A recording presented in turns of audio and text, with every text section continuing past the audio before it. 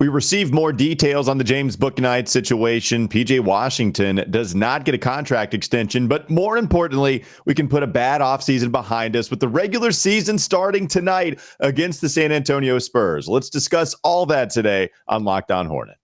We're Locked On Hornets, part of the Locked On Podcast Network. Your team every day. In a minute, cuz we live.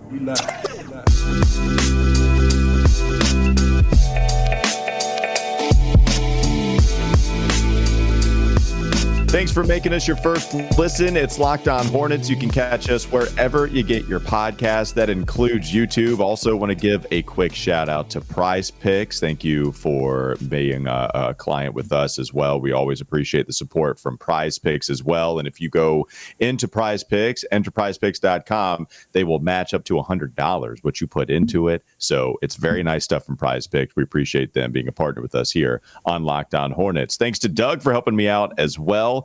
We can expect some Every Hornets Boxscore stuff from Doug, I believe. So you can catch more of his work at everyhornetsboxscore.com. When is that going to be dropping? I know you wanted to do another episode. I also know you had some other things in the works. I looked at YouTube last night, saw you did a little short YouTube video. Like you're the man behind the social media stuff. You're rocking and rolling, baby. What all do you have for us? I did a little Locked On Hornets OT kind of short thing on YouTube.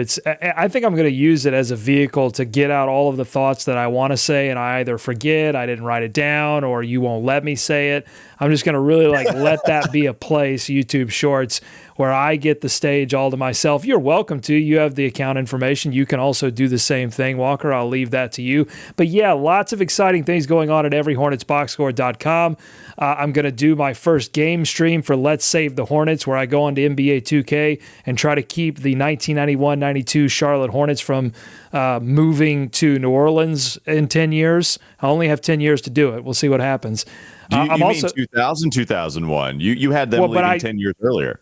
But the NBA My Eras mode on 2K starts you with that 91-92 season. So I have 10 years to keep the franchise from moving to New Orleans. So I start my journey tomorrow. You can check that on the YouTube channel, Every Hornets Box Score. And then, we're going to record a new episode of the podcast. So lots going on. Busy day. Oh, also the Hornets play tomorrow. Really tonight if you're watching this on Wednesday. Right. So I'm glad we can really try to put the offseason behind us as much as possible. It's so best brutal. We can. I loved your energy in the cold open, by the way. Love it. I don't know how real it is, but you seemed very happy. To actually move it, to move on from it. Yeah. Because I'm not happy with the details on the Bouknight stuff. I felt like I matched the energy, the melancholy energy, then no PJ Washington extension, kind of neutral tone, and then boom. Off season, over, regular season, actual basketball, it's here. And I know you're excited about some regular season basketball as well. Yeah, I mean, sports is fun. I mean, this should be, unfortunately, a lot of not fun stuff has happened to this organization, and I understand that. And if you want to sit in that, if you want to just bathe in all of that completely on opening night, that's your prerogative. I'm going to try my best to separate the artists from the art and the organization from the art and enjoy some basketball tonight. I thought you said fart intentionally, so I'm glad we won't move on. We won't say that. All right, let's get to the Bouknight updates. We actually got some from Rod Boone. It came in around 10 a.m. this morning. I saw some of the updates were taking place with Rod Boone writing for the Charlotte Observer, the Hornets beat writer. He wrote this: additional details from a police report on Charlotte Hornets guard James Bouknight's arrest from Sunday shows he was found unconscious in his car in an uptown parking deck, and he did have a gun. He was charged with driving while impaired, according to Mecklenburg County Sheriff's Office. The arrest records did show that. So according also to the Charlotte Mecklenburg Police Report, Bouknight was found just before 1 a.m. in that multi-story parking garage connection to apartments, a grocery store, and the Stonewall Station light rail stop. So police radio communications they obtained from Broadcastify, just to give them some credit, they indicate first responders from Medic, Charlotte Fire, and CMPD attempted to rouse Bouknight and have him open the locked car. When officers ran his car's tag and ownership information, they learned Bouknight was the owner and that he had a pending concealed carry permit. Open carry is allowed under North Carolina law, in case you're not from here. In cases where the gun is considered legal, and the person is not banned from having a firearm. Now, I know that was a lot. I just wanted to get that right. That was from Rod Boone, literally exactly from that verbatim, what he wrote in the Charlotte Observer. What do these details show to you, Doug? Is there anything different that we learned here? I don't think we really touched on the gun that was also in the car. We did not talk about the pending permit for, in order for him to be able to carry the concealed, to be able to carry that weapon. Anything that you got from Rod Boone's updates? Well, I mean, it seems like it was a scary situation. The fact that they had to expend that kind of resource to get him awake in his car. I think we're going to get more details on this, one would imagine, but it seems like this is a scary situation for Bouknight, and it's a scary situation because he's behind the wheel and allegedly under the influence, which we don't know if he was driving before this, if he had planned to drive after this before falling asleep, and that's dangerous for everyone, for himself, for anyone out on the roads in Charlotte, and so. It's a bad situation. I don't expect it to get much better, but we haven't heard anything from the team to this point on it other than a no comment. They're still trying to gather more information. Rod Boone seems to be doing a good job of gathering more information. I'll be interested to see if the Hornets can gather some more information on this. Yeah, as the Hornets gather more, we'll see if they comment on it. They have not commented on it, but they did, but they said we're not going to have any further comment after understanding the sincerity and the severity of everything that's taken place. Looking at this just real quickly, understanding James Bouknight has a pattern of reckless driving. We've seen this, right? Now, this is the second offense that he got hit with in just a week's worth of time. He also had, I believe he has a pending court case based off something that took place even just about a week ago. Well, there were four total citations since November of 2021, including one on October 10th of this year. So there's a pattern. There's a pattern. Not a pattern. Also, we should say that not a pattern of driving while under the influence. I think all those four citations were for reckless driving, but there's a pattern of being reckless. And a lot of these were speeding like well above the speed limit. We're talking 165 kind of thing, endangering himself, endangering others, and not following the rules. Yeah, I don't know what's going on with James Bouknight. I don't know why this has continued. The fact that there's more, I think that's the thing that the Hornets can be held accountable for a little bit here as to the covering of it up, which it doesn't. Again, I don't know how much this should have been made public by the Hornets, but if they were giving them help enough, then you would hope that this would stop. So the fact that the Bouknight, still playing, right? We didn't have any answers from the organization as to why James Bouknight was still on the team. Was it enough for them to decide to move on from? This seems to be a big one here. And I don't know if he was trying to sleep off a night out before he was actually about to drive. It doesn't really matter when you have a gun in the car. And I don't know if the keys were in the ignition. I didn't read that in those specific details. We just know that he was in the car, that he was unconscious, that he had a gun in the car. All pretty damn scary, especially being in a public place like a parking deck. So do with that what you will. We just know that there have been quite a few instances that have taken place with James Bouknight since he was on the Charlotte Hornets roster. The fact that you have four, it's a lot, and I just don't know exactly what's going to take place. We do know that he was on the official roster for this game, by the way. We have not heard any disciplinary action taking place. He's not on the injury report, or he's not listed as, suspended or will not play or anything like that. So, we don't have any more information, but Clifford will have to answer questions before the game tonight. So, we'll probably get more information then. But I just want to go back to something you said, cover up. I don't think the team covered anything up. That it's not their responsibility to broadcast that. These kinds of things. When this incident happened, which was picked up by TMZ and several others, then that's, I don't think Rod Boone's spending all day combing the Mecklenburg County arrest records, just searching like Hornets players' names.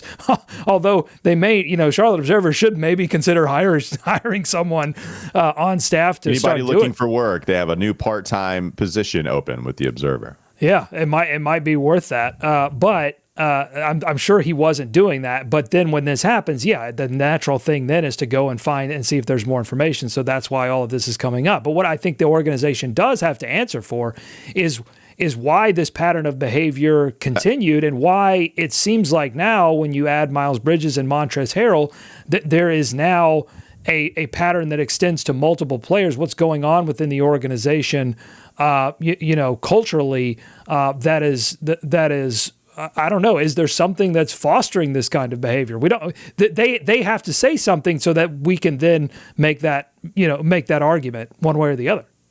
Yeah, and I hope I wasn't trying to, like, Hornets were hard at work trying to cover everything up, but this happened 4 times, and at least that we know of. And I imagine the Hornets knew about it. I imagine that they did know themselves about this, and I'm not saying they should have called up all the media heads and said, hey, this is what's taking place with James Bouknight. That's why I kind of mentioned, I don't know if they had any responsibility to let everybody know. I just imagine they did, and this is still occurring with James Bouknight. It can't be something that they love. I do know that. It's not like the organization is thrilled about this taking place with Bouknight.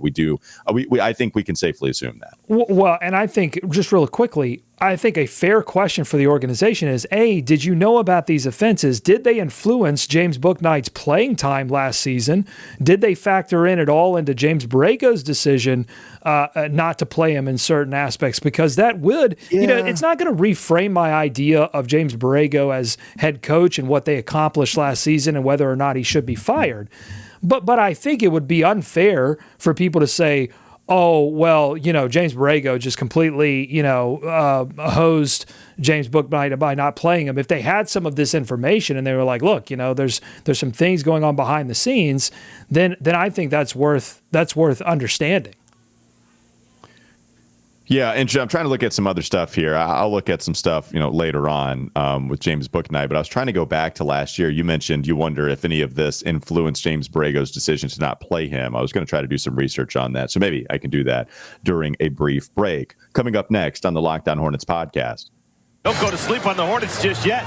Let's talk about P.J. Washington. He did not get a contract extension past the deadline. So he, among players like Cam Johnson, a couple of others, did not receive that extension. So we'll see how it all plays out in free agency the following season. Let's talk about PrizePicks, though. PrizePicks is a daily fantasy app, and here's how it works. You can pick 2 to 5 players, and if they go score more or less than their PrizePicks projection, you can win up to 10 times on your money on any entry. Not competing against other people. That's not what you're doing. It's just you versus the projections available. PrizePicks offers projections on any sport that you watch. That includes things like the NBA, NFL, MLB. You can go all the way down to men's college basketball, women's college basketball, soccer, esports, tennis, boxing, disc golf, your favorite, Doug, Euro basketball, cricket, everybody's favorite, and so much more. Entries can be made in 60 seconds or less. It's that easy. You have safe and fast withdrawals, and you can currently go operate that website from 30 different states, even Canada as well. So download the PrizePicks app or go to prizepicks.com to sign up and play daily fantasy sports. First-time users can receive a 100% instant deposit matchup to $100 with promo code Locked On. If you deposit $100, PrizePicks will give you $100. If you deposit $50, PrizePicks gets you $50. You get the deal. Don't forget to enter promo code Locked On at sign up, though, for an instant deposit match all the way up to $100. No extension for PJ. We'll talk about that coming up next. Locked On Hornets. This is Locked On Hornets. And just that I showed any kind of vulnerability, I think Nada's just going to jump. You are the gazelle limping through the African safari. I'm in the mud. I'm in some sticky mud. You are the hippo stuck in the mud. yes. And I'm about to just get destroyed by Nas, or by Nada's by Nas. By Nas. He's going to come out with me a rap battle. It's time for more of the Locked On Hornets podcast.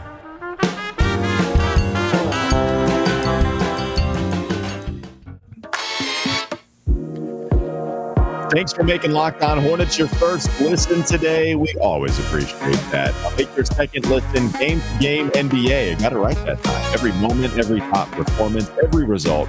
Locked On game to game covers every game across the NBA with local analysis that only Locked On can deliver. Follow game to game on Locked On NBA, available on the Odyssey app, YouTube, and wherever you get your podcast. You know, I did want to mention one other thing with James Bouknight. I was kind of looking up some of the things about James Borrego, some of the reasons as to they were giving publicly why they didn't play James Bouknight. What I did stumble across, though, too, and this is not any new information, but something maybe we haven't really touched on nearly as much. It's really about 3 years ago. So I'm reading an article from David Borges of the New Haven Register talking about how James Bouknight applied to be enrolled in an accelerated pretrial rehab program, and that was stemming from charges resulting from an on-campus incident on September 27th. His case then had been continued up until November 18th, and so the program is a court diversionary program that if Bouknight were to successfully complete on time, this is real time, reading this 3 years ago, that could have got his charges dismissed. And so when you're just talking about the rehab program here, and then it happens again, right, with Bouknight, where you see him get a DWI, like that's the part that makes you feel a little worried for James Bouknight, the person. That's where you're kind of hoping he gets help. And this is stuff 100%. that's really unfortunate for the Charlotte Hornets to experience this again. But this is something that has been a pattern, not only the reckless driving, right? But now here you are having to enter a rehab program, and then you get, you know, you have this arrest that everybody finds out about after the DWI, where you're found unconscious in a parking deck with a gun in your lap. There are real problems here, and I do hope he's okay. 100%. I mean, nothing but empathy for James Bouknight Sure. At this point, you know, and if he does indeed need help, I hope that he gets it. And I hope that people around the organization and his people are actively working on getting him the help that he needs. And the other piece of this, I think we have to understand, like there are like immense pressures that go along with this job, and immense emotions, highs and lows, disappointments. He was disappointed by him falling in the draft. He was disappointed by how that first season went, and so. This for someone that is battling something, I would never recommend to anyone battling any kind of mental or substance issue get an NBA contract. It's a lot of pressure, a lot of money. Those two things don't necessarily work with those kind of issues. Yeah, it's pretty tough. All right, let's talk about PJ Washington. Speaking of NBA contracts, PJ did not get an extension, and so now he is due to be a restricted free agent next year, where the Hornets are going to have the ability to match. But you do have to wonder what that sheet would come in, right? You do have to wonder, okay, the Miles Bridges situation before he was arrested for felony domestic violence, PJ Washington was kind of hoping to have that same on-court ascent as Miles Bridges, where he was able to, at one time, come in with the expectation that he was going to get $30 million.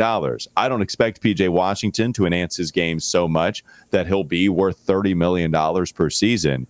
But I do think PJ, especially with the cap, look, by the way, like I want to make the joke that you have to talk about the salary spike coming up for the NBA if you want to talk about any of these contracts. So no matter how much the contract is, every NBA analyst says, hey, guys, look, this is going to look like a steal once that salary cap rises. It doesn't matter. DeAndre Hunter, that was a ton of money. Hey, keep in mind, this is pretty decent. It's going to look just fine. Like, it's just funny to me. Every single contract comes with a piece of analysis that the NBA salary cap is indeed going to rise with a new TV deal. It's in every bullet you read about every contract signed. So gotta keep it in mind. I mean, that contract that Brandon Clark signed, I was reading some estimates, $13 million a year. That could be mid-level exception money. Mid-level exception money for regardless.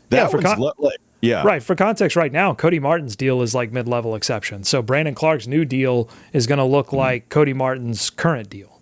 So Brandon Clark, I think, got something like 13 million, and it was 4 for 52, something like that. So that one's low. PJ Washington is certainly going to get more than that, in my opinion, because the agents are also going to have this rise in their mind too when they're negotiating. I wanted the Hornets to get something done. We all know my love for PJ. I don't want him to go all in, get better at defense, shoot well from three-point land again, because he's always been a good shooter. Last year, I think it dipped a little bit, but I can totally see him shooting 38 to 40% from three this year. That's well within his ability, on top of all the awesome defense. So if that takes place, right, raises the level again. He's already a good defender. Raises the three-point percentage. 2-point percentage is close to what it was last year. That had improved from his sophomore campaign. Man, like, I could see this, approaching 20.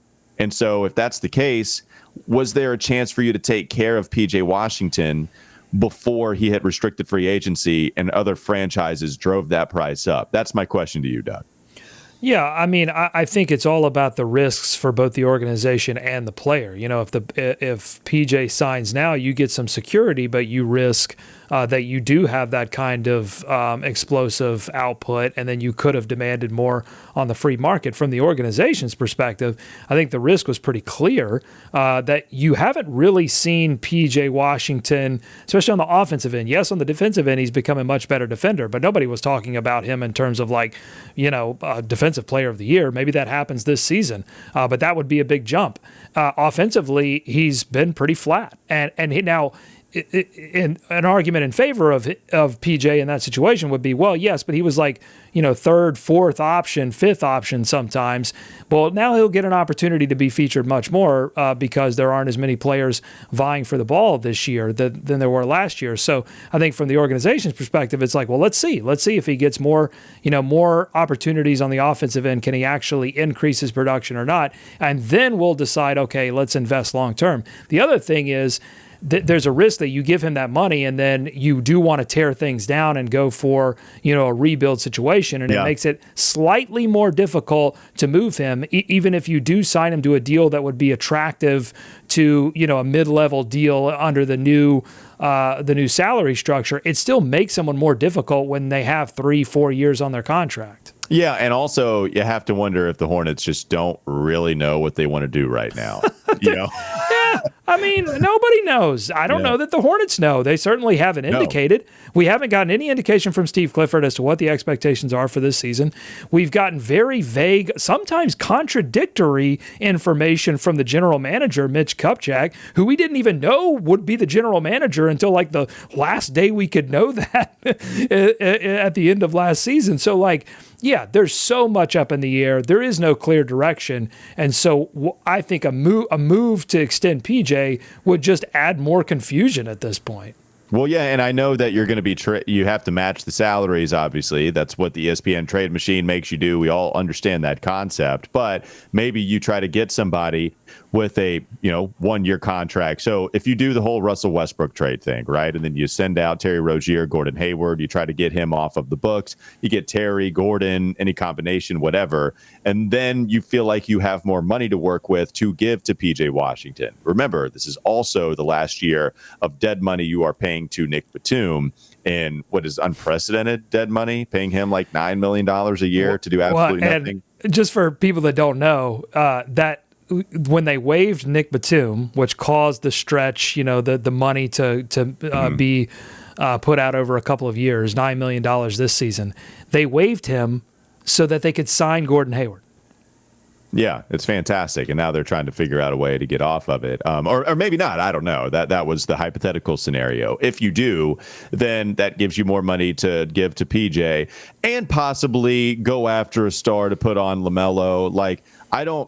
I am interested in how quick a potential rebuild could take place, Doug, and maybe that's a separate that actually seems like a bigger topic, so I'll leave that alone for now.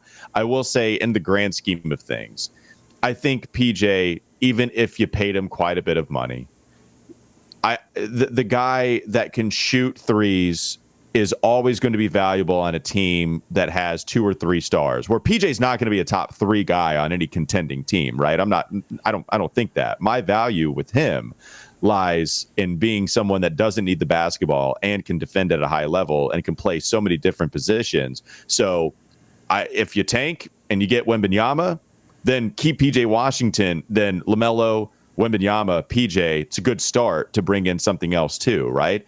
If you don't tank and you're still trying to go for this, I just think PJ fits a lot of different scenarios, whether you're trying to lose this year and then win in the future, whether you're trying to win right now. That's why I think PJ fits a ton of different scenarios, identities. He can fit a lot of different ways. Just to give you those numbers, so in his rookie season, his usage percentage was 17.5%. His points per shot attempts was 109. That was 27th. Pretty good usage for the minutes that he played. 27th percentile, so way below average in points per shot attempt. Pretty much the exact same numbers as second season. Now, last season, his usage went way down to 14.8%, which was 36th percentile. His points per shot attempt went up 118 points per shot attempt. That's 50th percentile. Went way up, but still average. So, do you want to give 4 years to a player that needs the ball less so that he can be more efficient? I think that's a big question. Now, a record number of teams extended rookies from his class. And I think the TV deal has a lot to do with that, because there are a lot of contending teams that are thinking, hey, why not, or plan to contend, why not just, go ahead and do that. But some of those contracts will not work out, because even if it's a good deal relative to the salary structure, if that player doesn't improve, then it's still, 13, 15 million that's sitting as dead weight on your books that you've got to work around when you're talking about signing other players. Again, all that contingent on if you're contending, which we don't know that the Hornets will be doing. Yeah, and it doesn't look like it right now, but we'll see exactly what's in store for the Hornets as the season goes on and as we start to see some decisions roll in. All right, coming up next on the Locked On Hornets podcast, let's talk about the rotation. PJ Washington, a lock to be a part of the rotation. Clifford talked about him playing 28, 30 minutes a night right now. I could even see him playing more. But what are some of the surprises you might expect to see that we'll try to get out in front of? We'll get to that in just a moment. Coming up next on the Locked On Hornets podcast. This is Locked On Hornets. So wait a minute. Do we value players that forget plays all of a sudden? I thought we loved LeBron James because he remembered he could cite to you every single play from every game he's ever played in. Now all of a sudden we like players who have no idea what happened on the previous play. I don't think you want him to play scared, right? It's time for more of the Locked On Hornets podcast.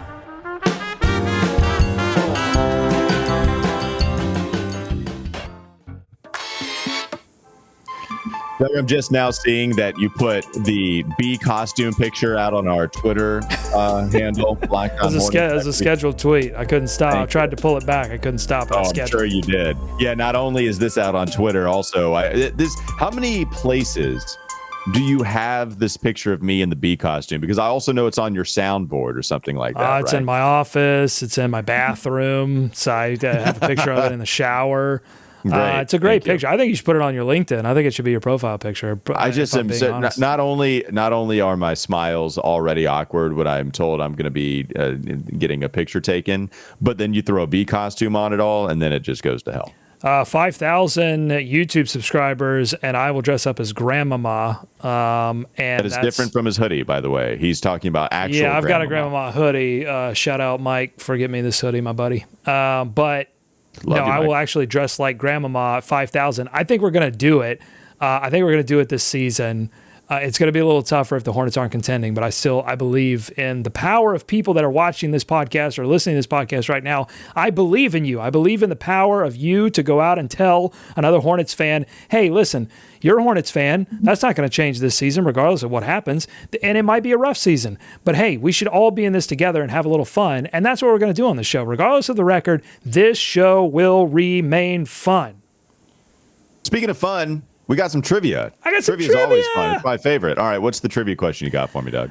So I saw that the NBA is celebrating the number of international players that are currently on rosters in the NBA. In fact, I think it's the first time in back-to-back seasons that they've had 120 international players. Just every year, it just sets a record because more and more international players are entering the draft and getting drafted and working their way up through the systems, right? Okay. So the Hornets feature 2 international players on the current day one roster, who are they? Phew, man, why? I don't know why. I mean, is Kai Jones one, being from the Bahamas? That is correct. Yes, the nation of the Bahamas, Kai Jones. Give me the fanfare. There you go. Kai Jones, that's thank one. Thank you. That was a hard one, the easy one. They just brought in Theo Maledon from France. That's correct. Yeah, that is the second one. All right. Yeah. Kai Jones was the one, though, that I feel like would have been harder. I guess Maledon they just got, though. So. Yeah, if someone has dual citizenship and I'm missing them, I apologize, but I'm pretty confident that the Hornets feature two international Is it bad players. that I went to Cuboca first? No, longer part of the team, unfortunately. That's sad. Yeah, no longer part of the team. But hey, speaking of the roster, a few weeks ago, Walker, before the preseason, we did some roster predictions. So this was kind of out of summer league. We did these roster projections. I've got them. I can put them on the screen for the viewing public. So here they were. These were our rotation projections. The starters, LaMelo Ball getting 33 minutes per game, Rozier 35, Gordon Hayward 31, PJ Washington 30, Mason Plumlee 21. Reserves, we had Cody Martin at 24, Kelly Oubre at 24, Jalen McDaniels at 15, Mark Williams at 15, JT Thor at 12. Those were the only people that we assigned minutes to. So that what was the date again on this? I'm not sure on the exact date, but it was in between summer league and preseason. So this was we didn't know about this was after Nick Richards played in a couple summer league games and then disappeared. Didn't really play all that well. So now we've got some changes to make, Walker, when we're considering. I mean, there's the obvious one is LaMelo Ball is not going to be starting because he's injured. That will eventually change. So I'm just going to leave him in the starter position for now, just assuming what's this going to look like when he gets back. But we assigned Mark Williams 15. That's obviously not going to be the case, Walker. Nope. No, so you got to move Nick Richards over there. I mean, that's the first thing I notice is switching Nick Richards and Mark Williams, and Mark Williams will be over there next to Kai Jones. Not getting anything right now. I don't. Are we guessing a DNP CD for Mark Williams in this game against the Spurs? That's what I would say. Yeah, he'll be there. Well, he'll be there pending. Yeah, I mean, if Mason Plumlee or Nick Richards gets hurt, Mark Williams will see the floor. But if both of those players stay healthy in this game, and by the way, nobody else on the injury report. LaMelo Ball officially declared out of the game against San Antonio, but so far nobody else on the injury report. It seems like their strategy of nursing those injuries in the preseason, they're going to benefit from that, at least in this first game, even though they're obviously going to be missing LaMelo Ball. So I'm just going to go ahead and assign Mark Williams 15 to Nick Richards, although honestly, I could see him getting a little bit more than that, a little bit more than 15. What do you think about that, Walker? Yeah, I guess maybe if Nick Richards started to play better. We know Steve Clifford has really talked him up this offseason. So I guess there is a possibility of Nick Richards playing a little bit more. The one thing, if you want to roll up, I guess, to the Terry Rozier, did we miss anything in the swing guys? Or we still haven't heard anything on Dennis Smith Jr. getting guaranteed contract. I guess I don't know when that particular thing runs out where they would have to make a decision one way or the other, but I'm going to go ahead and slot old DSJ in the third reserve spot in the point guard position because we know Terry Rozier is going to start at point guard. And so we could see Dennis Smith Jr. accumulate some of those minutes that LaMelo Ball's going to leave. But I still see Cody Martin as the first player off the bench. Yeah. Kelly Oubre is going to slot into the second wing position. I thought Cody Martin might get a shot to start, but he didn't play much in the preseason, so they're being careful there. But anything else you see, we don't know anything about James Bouknight. So I'm just going to leave that as a big ol'. I'm just going to put some question marks here because we just don't know anything. Yeah. Kai Jones, I'm pretty confident in saying that's going to be a DNP for sure. Well, I think we could see some big time minutes from PJ. Because Doug, as we talk about this Spurs game, man, this is a huge game. No matter what you want the Hornets to do this season, if you want them to lose, then that means they really win because the Spurs are tanking for Wembanyama. If you want them to try to win this year and get into the play-in tournament, and they lose to the Spurs, and that makes that loss all that much more worse, because this is you have to have this as a victory, right? Like a team you are better than, even without LaMelo Ball. We know that the Spurs, they traded DeJounte Murray for 3 first-round picks. So they traded their best player. This is a team that barely snuck in the play-in tournament. It was like 10 seed.